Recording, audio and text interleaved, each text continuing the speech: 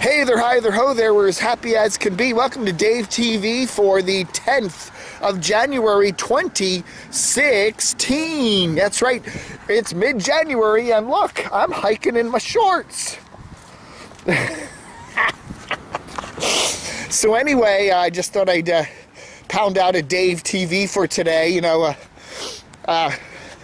We just finished, DCR TV, we just finished the best worst of 2015. We do that every year from early December through the first week in January. We let people vote on what they liked and didn't like in DC, Baltimore, whatever area media, radio, TV, newspapers, you name it, websites, whatever, and everybody voted. And I didn't vote this year. I just said, I don't give a rat's ass. Honestly, I've said the same thing. I say the same thing year in, year out. What I like, what I don't like. And I find I'm just getting repetitive. So this year I didn't even put an entry in. And most of the people actually very kindly like DCR TV. We got a couple, it's one of the things they liked, one of the bests. And I appreciate that. Thank you. But we did get one a-hole who posted something about, oh, your Dave TVs are horrible. Especially the ones that you do outside when you're hiking. Your beard has stuff in it. You've got hair in your nose. Oh, my God. Anyway, but most of what you say is inane. Blah, blah, blah, blah, blah. Well, it was probably Robert Sanchez over there at CBS Radio. If he's still there, I don't know. May not be there anymore, but who knows. Anyway. I enjoyed it. It was funny. Yeah. I'm not doing these. I watch a lot of vlogs on the internet, and they're very well produced. They're usually wealthy people that are just traveling all over the place, How many of those vlogs you see? I watch Casey Neistat, I watch Ben Brown, I watch a couple others, and they're these people that don't seem to really work. I mean, they just seem like, oh, I'm getting on a plane, I'm going to Los Angeles for a couple days. I'm getting on a plane, I'm going to Cape Town for a while. Then I'm going to go camping this week. And then I'm going to go camping next week. And then I'm going to go fly to London next week. And then I'm going to party. I guess they're doing work, but man, I'd love a job like that. All you do is travel and party and go camping and ride your skateboard around and you live in Manhattan and you have a fancy house and a fancy office and I guess you're getting enough revenue from your vlogs on YouTube. I don't know. It just seems like it's one of my guilty pleasures. I enjoy watching these videos. They're very well produced, but you kind of got to wonder, come on now, where's the money really coming from? Anyway, so yesterday I watched on the website of C-SPAN, c-span.org, a very nice interview with Marty Barron. Mr. Barron is the executive editor of the Washington Post, and he seems like a nice guy. He seems like one of my professors of journalism back in college, I mean, he seems like a really solid journalist. And, I ragged on the Post a lot lately. I have really, been really ragging on that paper. The whole print media business has really been changing over the last few years, and damn it, I still like getting up in the morning, going down to my front door and finding a newspaper sitting there. I like that. And then bringing it in and laying it out on the kitchen table and getting my tea and my little breakfast burrito and going through the pages and reading it. I enjoy doing that.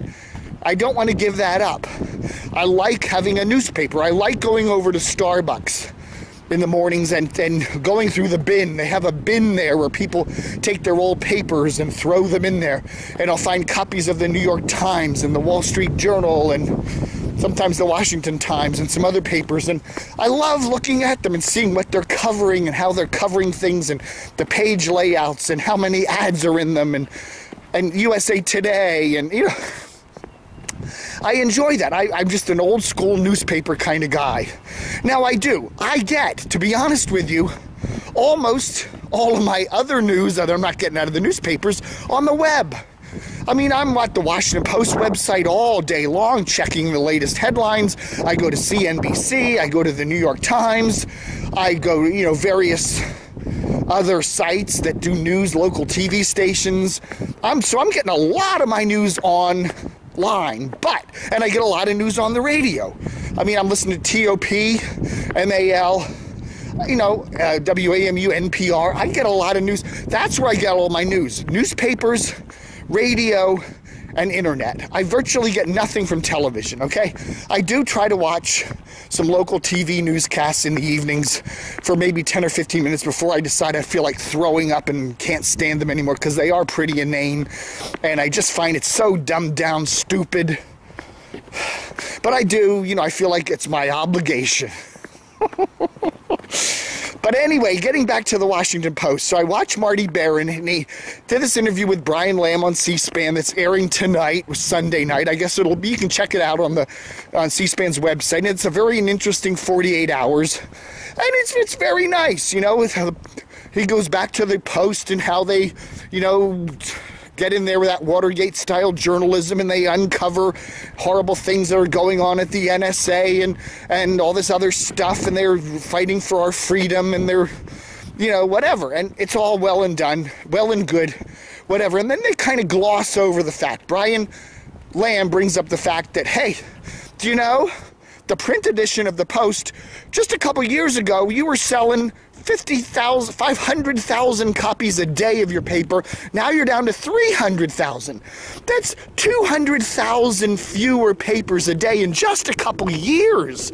Literally 2 or 3 years, and you've lost 40% or 35% or some tremendous amount of your print circulation. And Mr. Barron, as the promoter that he is there, he goes, well, that's true, but our online, we've gone from, 19 million to 71 million, what do they call it? Original views or something like that, And, okay, very fair. So, yeah, the print is crashing, but the online is going up. But what's the difference? Somebody who subscribes to the print edition is much more invested in reading your paper. I've been living in the Washington area since 1972. Okay, that's when my parents moved us down here from Philadelphia. And, we've been getting the Post ever since. I have been, through my family or whatever, getting the Post. I've been subscribing to that paper since I was 13, 14 years old. And I'm 57 now. So I've been reading that paper for 40 effing years.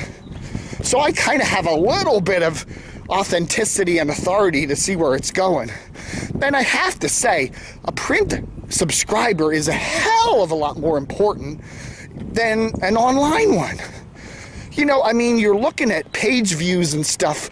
You get a Drudge link up there, and you get some guy from Tarpon Springs, Florida, who clicks on a link to the Washington Post, some story about Bill O'Reilly or something, and spends 10 seconds glancing through it and then bouncing away. Now, that you count as one of your 71 or 91 or however million original page viewers.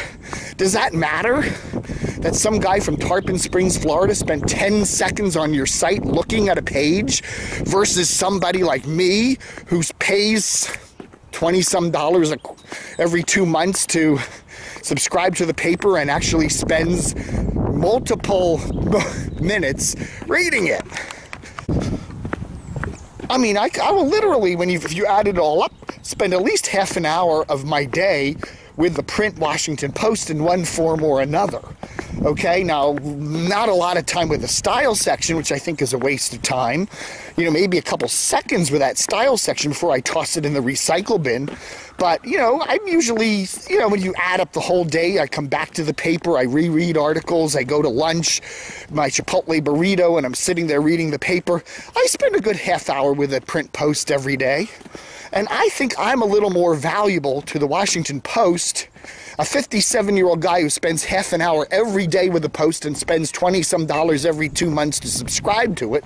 I'm a little more valuable than that guy from Tarpon Springs who spends 10 seconds clicking through to a Drudge link, even though there's a lot more of him than there are of me. And I kind of got the when Mr. Barron was talking yesterday, well, you know, yes, our print is cratering, but our online is way up. We're beating the New York Times. I felt like saying, well, who gives a rat's ass? That's BS. How much money are you going to be making from that guy in Tarpon Springs who's clicking through the Drudge link to read 10 seconds of your page? How much money are you going to make to him versus me? When I'm reading, I'm looking at all those big Macy's full-page ads and Ashley Furniture ads, and you know, I'm looking at them. I mean, I'd go to Ashley Furniture or Macy's very much, but I'm seeing the ads. You know, when I'm looking on the website, like most other people these days, I'm using an ad blocker. I use Google Chrome ad blocker. I see virtually no ads on the Washington Post website. And I suspect a lot of other people, like this guy in Tarpon Springs, are probably doing the same thing. They're not seeing the ads.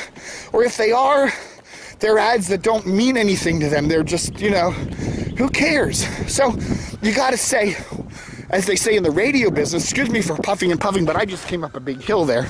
I'm not having a heart attack. You got to say it's revenue, revenue, revenue. I mean, people do that in the radio business all the time. Forget the ratings, it's the revenue. WJFK is 17th place, but we make more revenue than most other stations because we reach that target demographic of young, virile men. But anyway, you got to say, where's the Post making their money? And I still have to say, even though they're down to 300,000 print subscriptions per day, they got to be making the money. A lot more money on a print subscriber, a lot more money than a online subscriber. Seriously. Now, does that matter? What does it matter? What does it matter if you've got a guy that's so friggin' filthy rich? He's one of the richest men in the entire universe, Mr. Jeff Bezos, Amazon founder. He is so rich that it doesn't matter that the Washington Post can't pay its way. That even though it's got stellar journalism and it's one of the best newspapers in the country, they can't pay their way. Does that matter? Look, I like Brian Lamb. I think he's a good old guy. But yeah, that interview yesterday, or the interview that I watched yesterday with Marty Barron, was kind of a cakewalk. Very, very nice and polite and everything. You know, I don't know, man. I just say, you know, I think it's very fortunate that we in the Washington area have the graciousness and the wealth of Jeff Bezos to keep our local newspaper alive. Okay? That it's a good paper. It is a good paper. The Washington Post, despite the fact that Paul Farley looks like he's writing for a journalism textbook these days. What did he have? A big article yesterday about how Republican presidential candidates don't like the media. Really? Now that was a big scoop that Paul had. It's like, what does he think about that? Oh, I better do an article on that. It's only something that's said 1,000,000 times a day. They got a lot of people that they're gone from the paper, like Howie Kurtz, that I used to love to read, and there's a lot of people there that are just boring, and the paper's written like it's written for Inside the Beltway. It's written for the millennials in Washington. All these stupid articles about millennials. Millennials have better credit. Millennials like to shop at Target. Millennials. Well, yeah, how much are those millennials contributing to your revenue, Mr. Bezos? Virtually nothing, but that doesn't matter, you know? It seriously doesn't matter. It's all about saying, oh, our page count is way up. You know, like that matters. So I basically had to take that interview with Marty Barron with a grain of salt. He's a very good, I will not besmirch his journalism creds at all. He's probably one of the top journalists in the whole damn country. Nice guy, seems like a really good guy. I'm sure the guy who played him in the movie Spotlight. Was that Liev? I don't know. Anyway, he seemed like a really good guy. But yeah, he's doing the song and dance there. You know, you talk to radio guys and they talk about ratings and revenue, and they always, well, you know, WNEW, we were #1 with Latvian men in Glen Burnie. Well, you're always #1 with somebody, and there's always some statistic you can pull out and brag about. But, you know, I just wonder, you know, are we really getting the full truth from Mr. Barron yesterday in his interview with Brian Lamb, or in that recent interview? Even though I watched it yesterday, I don't know when it was taped. But anyway, that's all I'm saying. And I have to say, the Washington Post, if it were standing on its own today, would be in a lot worse trouble than it luckily happens to be in today, with the kind, gracious money flow of one of the richest men in the universe, Mr. Bezos. So when you sit down and all you posties over there and get pompous about it and talk about how great everything is, realize that Mr. Moneybags is keeping you guys afloat. You're not doing it yourself. You're not self-sufficient. You gotta, an old rich daddy Moneybags helping you guys out over there. So yeah, DCR-TV doesn't make a hell of a lot of money, anywhere near what the Post does, but at least I'm doing it without Mr. Moneybags. Now Mr. Moneybags wants to help. Hey, Mr. Bezos, how about a couple of $1,000 over here? Anyway, I get this kind of pompous ass stuff from these journalists all the time. I work at the Washington Post, therefore that just is the assumption that I am a wonderful journalist and a person, and I know everything. And then, what is it you read in yesterday's Post? There was like 10 corrections. And the New York Times, the same thing. You reopen that first page and go, 10 corrections. There's a great newspaper with a tremendous amount of accuracy that brags itself on its accuracy. Run 10 corrections a day? All right. Anyway, thanks for watching Dave TV. I think this is one of the first for the new year, 2016.